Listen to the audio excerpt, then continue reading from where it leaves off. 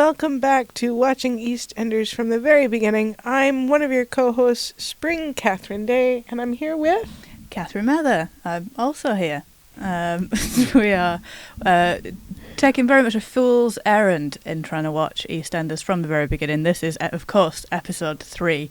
If you're dropping in on episode 3, it's really not that far. Why not start at the beginning with us? Episode 1 and 2 is available.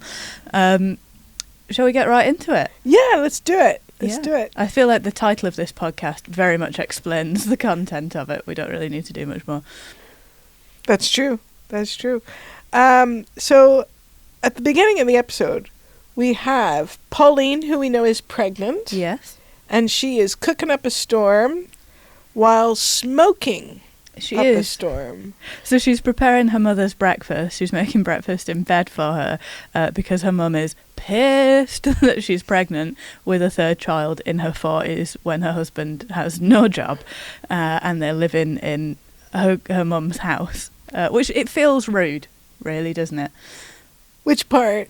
All of it, I guess. But the thing is, like, no one says anything. It is known, we've covered this in earlier episodes, it is known that smoking is bad for you whilst pregnant. Yes. At this time period. But no one mentions anything. We should also say that later on in the episode, her husband, he does say maybe you should stop smoking, but it's for financial reasons. It is not for, like... health. Yeah, it's mostly because he's unemployed. Even though he dresses like a professor. Yes. With like a sweater vest and a proper button-down shirt. And it's like, is this just how you dressed in the 80s? Or is it cold all the time? Or, because you look more employed than anybody else in the show. Yeah. That confuses me. Yeah, but he's just annoyed that he hasn't got beer money because she's smoking while pregnant. So, Yeah, that beer money, that takes priority over that baby. It really does, even though he doesn't have a job. And she also introduces the concept of an ultrasound to her mother. Which is kind of a new thing at the time. Yeah. Yeah. And she said, I'm going for a test, and her mum goes, I didn't know you needed a licence. Burn. Oh. Well, third time's a charm, I guess. Yeah, because her first 2 children are... We'll get into that. Yeah. Well, we can get it... Well, I mean, we should show the part of Pauline cooking. By the way, she's disgusted with her mother's choice in breakfast foods. But I can't tell if it's because she's smoking while cooking or if she's just having morning sickness because she's preggers. Yeah. Right? So let's go ahead and roll that wholesome part of the show. Mum, she wants hers in her room. Oh, well, we better pander to her, I suppose. She wants a fried egg and a dip slice. Oh, she's doing it on purpose, she is. I'll do it. Oh, thanks, love. She says she's not coming down if it means seeing him. But he's still in bed, she knows he is. I don't see why he gets a line. I mean, when do I ever get the chance? It's like Clapham Junction down here. And that's another thing, where's that baby going to sleep when it grows up? Shut up. It won't be a baby when it grows up. No. Oh, Mum. Don't you mum me. I'm going for my test today. Oh, really? I didn't know you needed a licence for it. It's a sort of scan, make sure the baby's all right. Well, who's going to go with me this afternoon, then? Well, I'm sorry, Mum, but I can't expect the hospital to arrange its life around your bingo now, can I? Oh, come on, it's only a little baby. It won't be so bad. No, it won't. It won't be here, I told him. You have that baby and you're all out.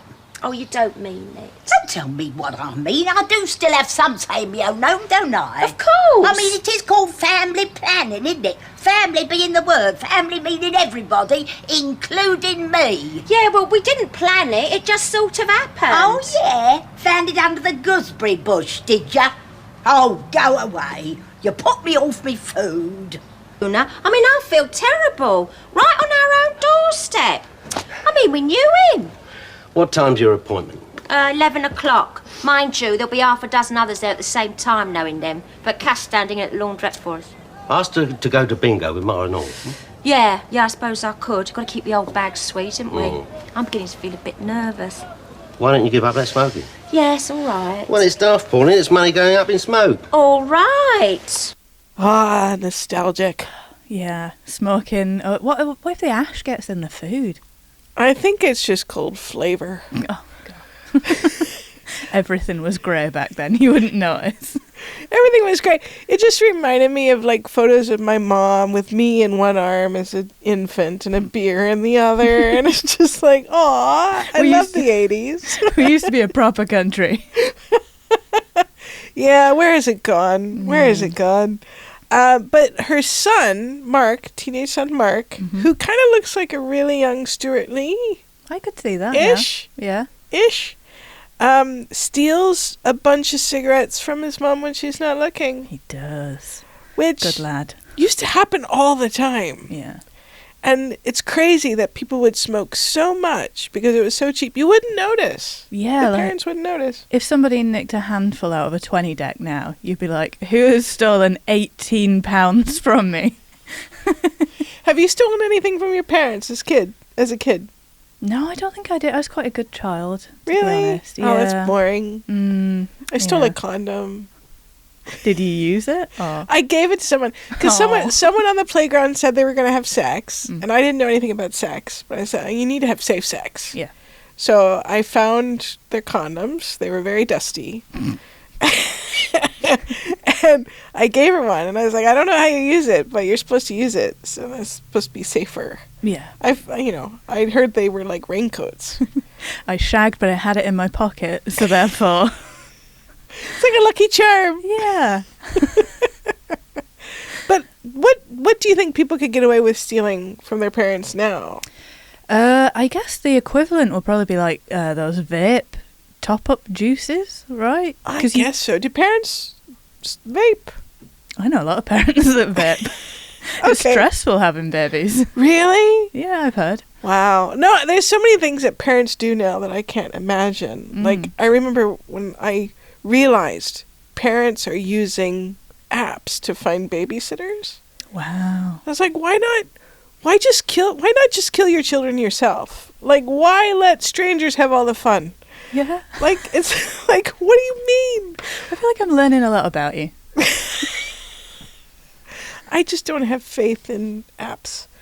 No, that is true. I would hope that they would have had like some kind of DPS check or something, though. Right? You'd hope, but it's an app. Yeah. But anyway, okay, so kids are stealing their parents' vapes. I think so. I mean, you would notice a vape going missing, but if those juice top-up things, that's just liquid, isn't it? You can just fill that up with water. Ah. You know, like with vodka. No one knows. No one knows. I feel like we're educating a new generation in theft.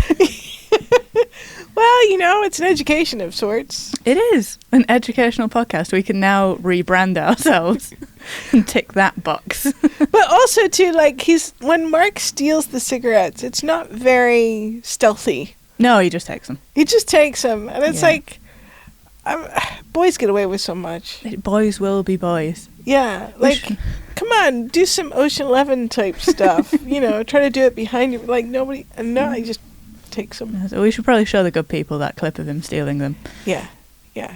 Here's Stewart Lee stealing some cigarettes. Good. All right, you ready then? Yeah, all right. Oh, come on, Mark. Yeah, coming.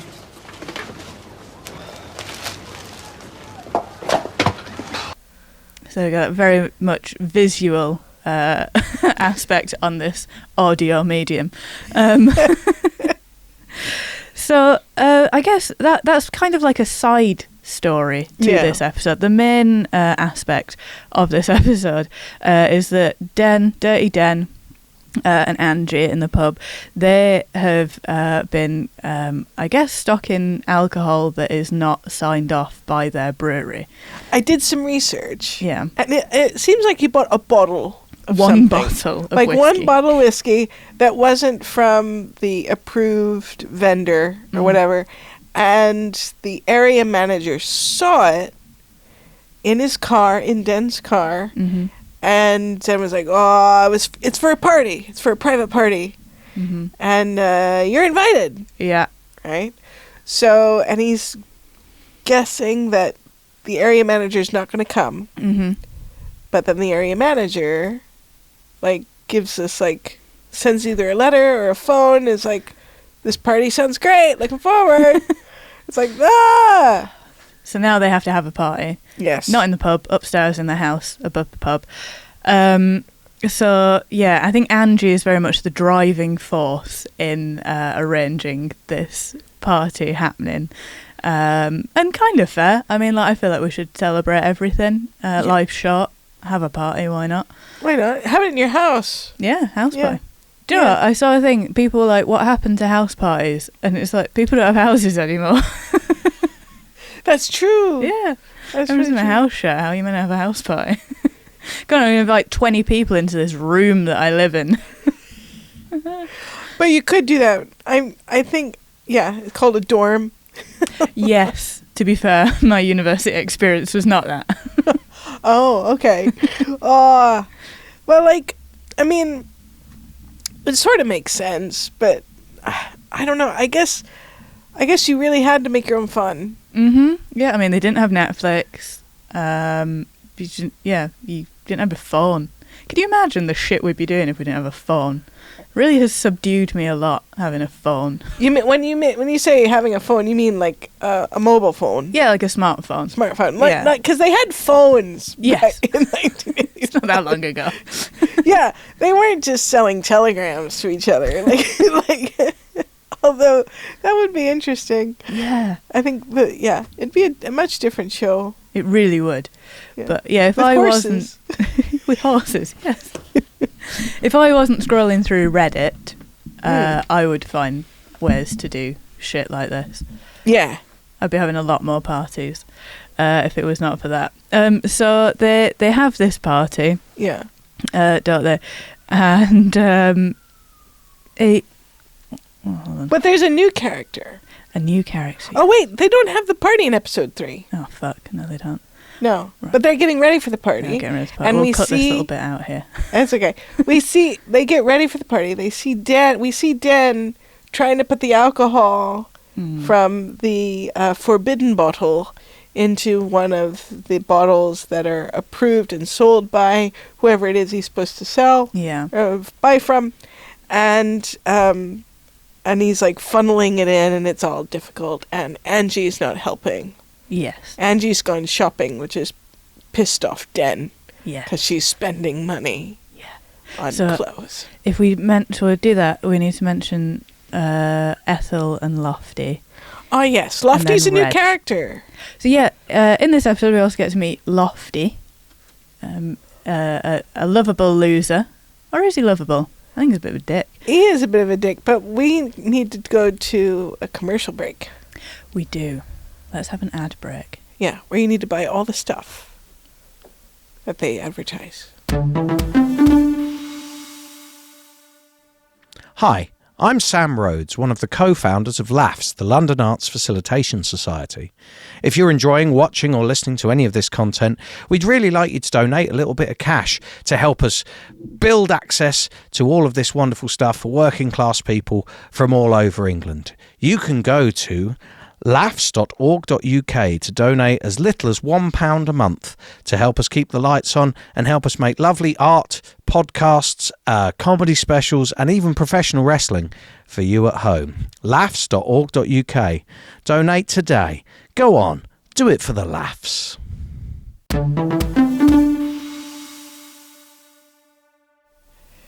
I hope you bought a lot of puppets, because I love puppets. Yeah.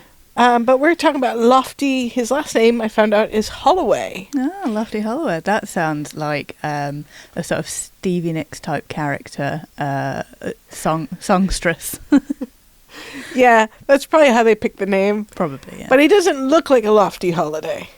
Holloway. No, he doesn't. Holloway. He looks like a raggedy twat, doesn't he, to be honest? Yeah, he's got that weird sort of like rat-like haircut where it's like spiky in the top, party in the back. It's The Bart Simpson, yes. Yes, the Bart. It's the Bart Simpson. He's probably what, like early 20s, Yeah, so he lives in the doctor's office. and he lives across in the doctor's building, Yes. across the hall from busybody old lady Ethel. Yes, our favourite Ethel. And he just turns up to her one day and is like, do my washing. And she's like, okay. Yeah, he was weirdly like convinced her into doing it. It was kind of almost like seductive in a weird, creepy way, but just being like, would you mind terribly? Yeah. Doing my laundry. And then she's like, well, why don't you get married? And he's like, well, you won't have to do my laundry when I found a woman. And it's just so odd, isn't it, that the misogyny ran so deep. I couldn't possibly look after myself as a man. That would be insane. I need a woman to do such complex tasks as washing my clothes. And she totally goes for it. Yeah. Ethel goes for it. She's like, all right then. And then he's got this big old bag of gross, dirty laundry. Yeah. And he's like, oh, be careful with this one. And he's just like, what? Yeah. So we'll show you the clip of this happening, and then you can let us know what your thoughts are on this.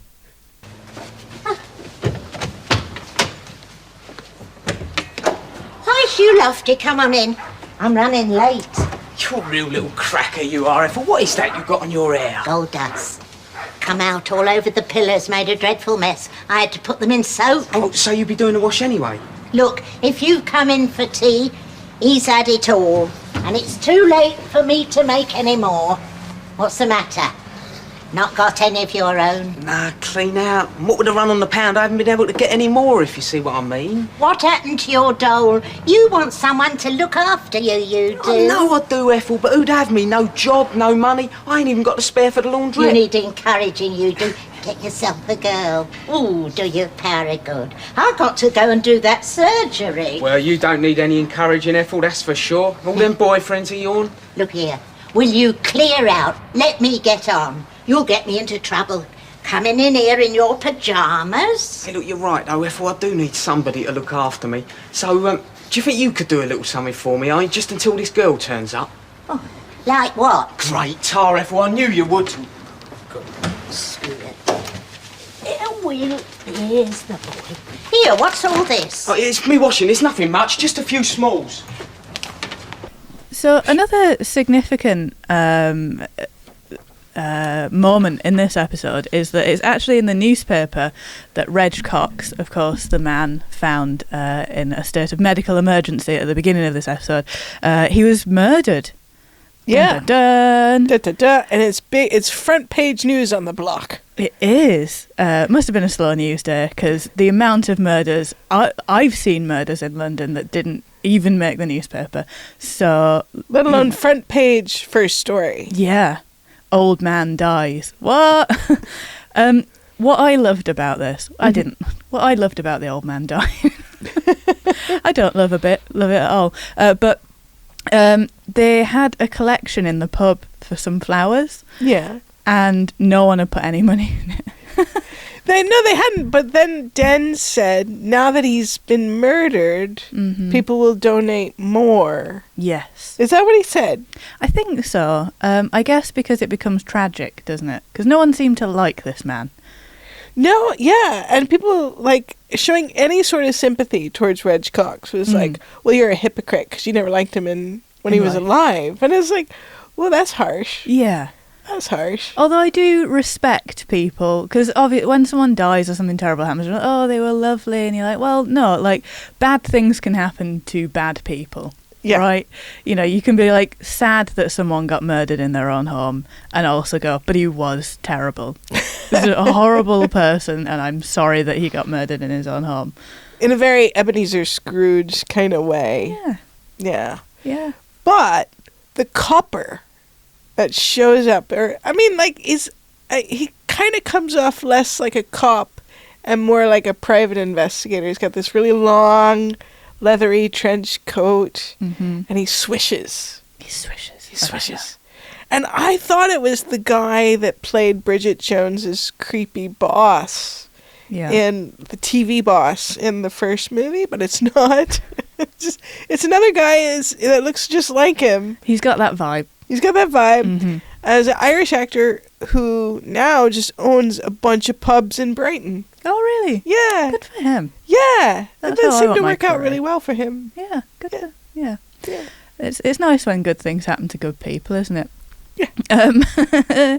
So he turns up and he is just asking around to try and find out what's going on. At the beginning of the episode, he's all up in Ali's face and he just kicks his cab, which I think now you would obviously be like, you can't do that, I'm filing a claim. But back then Ali's just like, well, this is how the police are.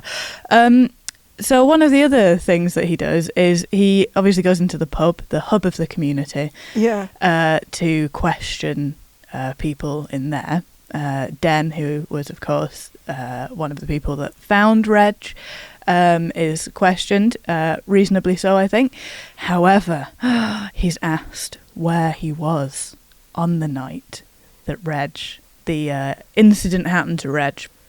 And he does have an alibi, but who is it?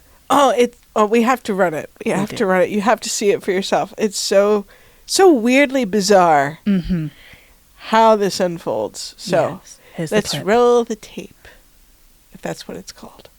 I wasn't doing the books. Of course not. If it was that afternoon. We think so. As soon as you left here after closing.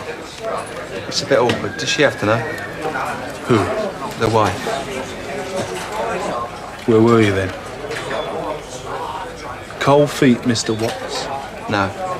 Wet feet. Occupational hazard. Spilt some beer on them. Where were you?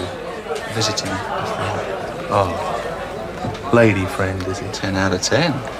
I'll need an address. I was afraid you might.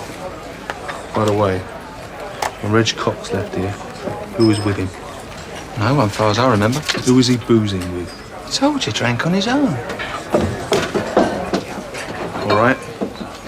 I'll need that address now, please. So, he was with somebody. He was with a lady friend, was it? That was not his wife. What? Who saw that coming?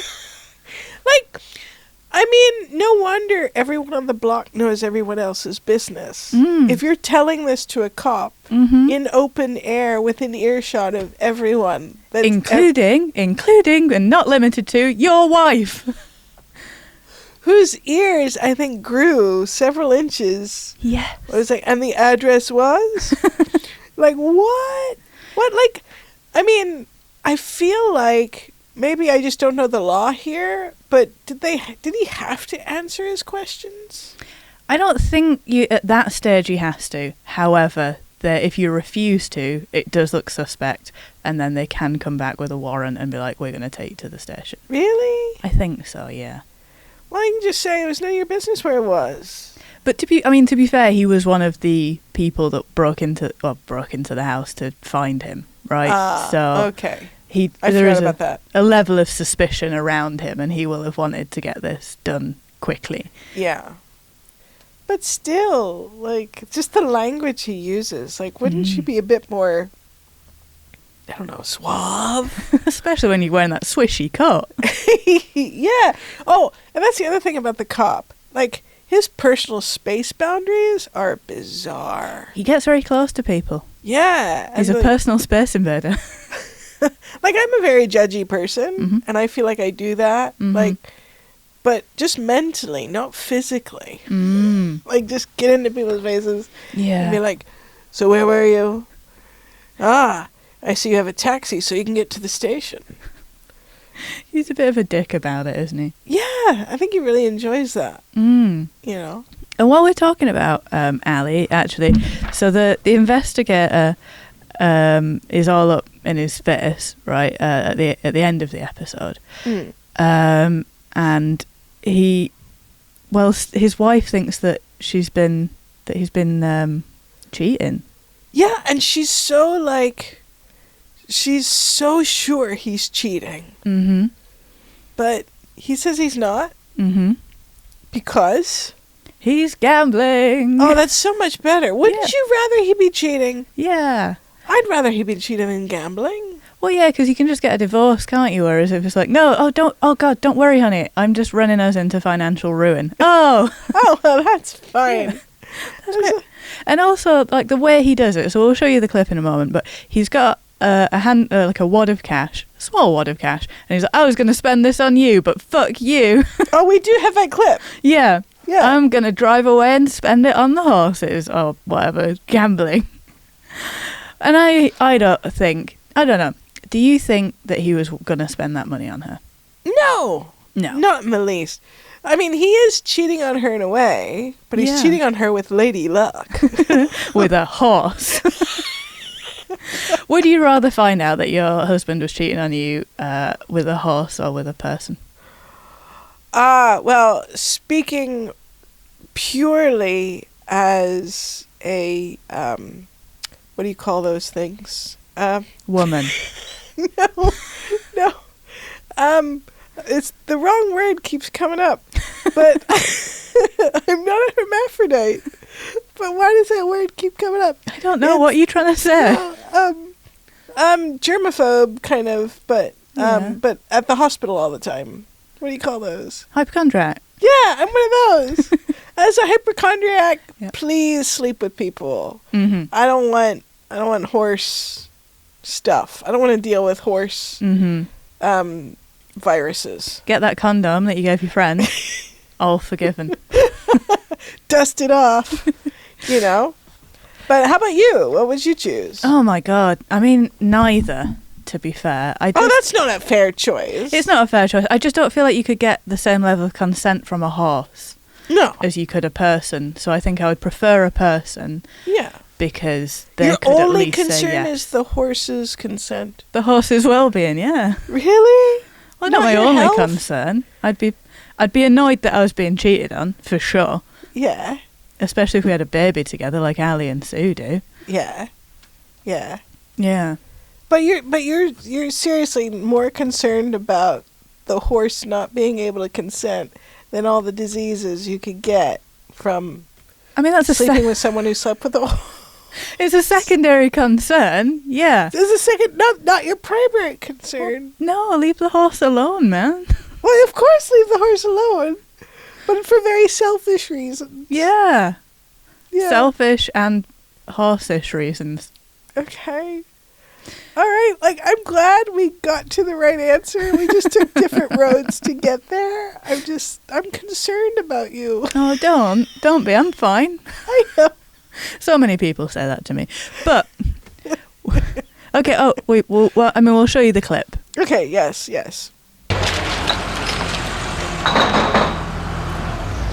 Don't start. Don't tell me you've been out working. I phoned the company. They hadn't seen you all night. You did what? Well, I wanted to know where you were. I mean, what are they going to think? The same as me, I expect. You were with another woman. Well, I wasn't, as a matter of fact. I was gambling. Oh. And what's more, I won.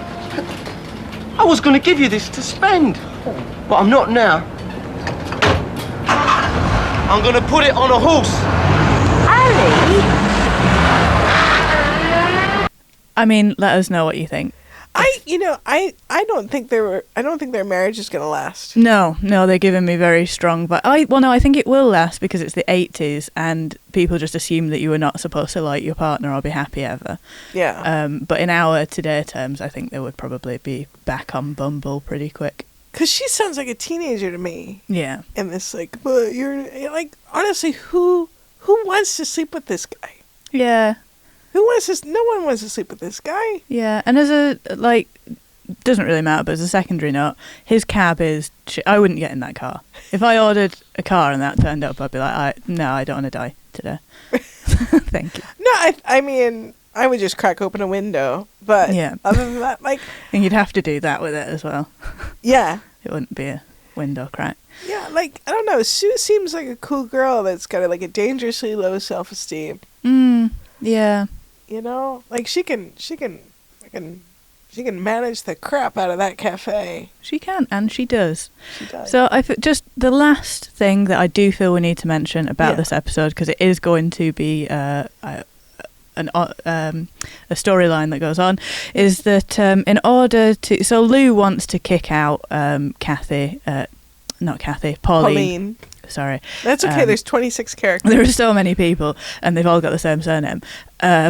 sort of like Todd Medin. So I don't know why I got that little dig in there. But so she wants to kick them out because he doesn't have a job. They're having another child. One of their kids is a thief that doesn't go to school. So in order to try and sweeten her and try and make it so that she will let them stay, they said, "Oh, we'll just send her on holiday," which is a nice thing to do. It's a nice thing, but that costs money. It does cost money. So the incredibly wealthy, somehow, fruit and veg stall owners have gone, "Don't worry, we will pay for the holiday." Yeah. The holiday, though, is to Clacton-on-Sea. Which I looked into. Yeah. At the time, that would cost, like a 3-day holiday, would cost around between £30 and £60 per person. Okay, is that in our money now? Or? In our money now. Oh my God, that's so cheap. Right? It costs that in petrol. Yeah. No, and I live in Essex. Like, that's crazy, right? Now it would be like the equivalent of like 600. Yeah. Like that's 300 crazy. to 600, depending. Like, it's insane. So, Yeah. but the problem is there's no money, there's no jobs. They're like, oh, we'll just do a collection. Yeah. Okay. Yeah. And, all right. And send her. I mean, I had the same attitude when I was trying to get money together to buy a pizza over the phone. Yeah. By did they get the money out of the sofa? Yeah. Just like, what's going on? And paid for it in a sock. Yeah. That's what they must have done. So yeah, also there's a little bit of Cockney rhyming slang. I don't know if you picked up on it. I probably didn't. So Angie asked Pauline if she's feeling a bit Tom and Dick. What do you think that means? Sick? Yeah. Oh. And then she recommends. What do you think? What does she recommend in order to make her stop feeling sick? Sambuca. Yeah. Yeah. She's not wrong. She is not wrong. For now, it will stop you feeling sick, and then tomorrow it make you feel much worse. Yeah, she downed several shots of that. Oh, she's drinking and smoking a lot through this pregnancy. And they're trying to get him to drink that because they're running low on beer. Because they've not had any deliveries. Yeah, because there's a driver strike. There is a driver strike, which we haven't mentioned. I'm very sorry, but that is a through line in this episode. So we'll just quickly show the clip of them trying to organise a holiday, and then I think that this is our episode wrapped up. Yeah. Enjoy. See you next time.